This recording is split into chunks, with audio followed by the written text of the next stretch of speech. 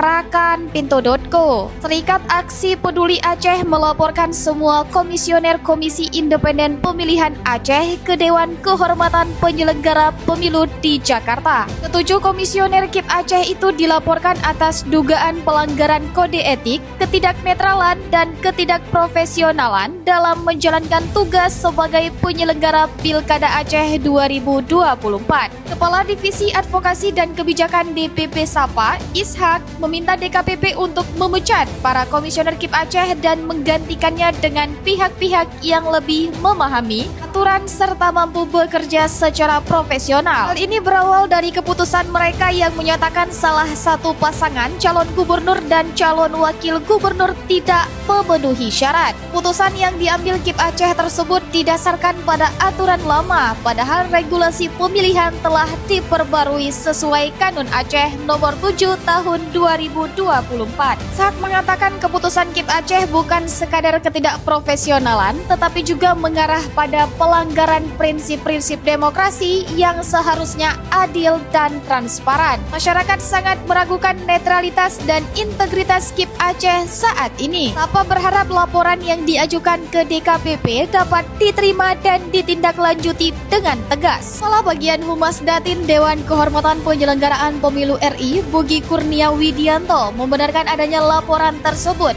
Bahkan, tanda terima laporan itu juga sudah dikirim ke pelapor. Mau tahu berita terupdate tentang Aceh? Baca berita selengkapnya di Pinto.co.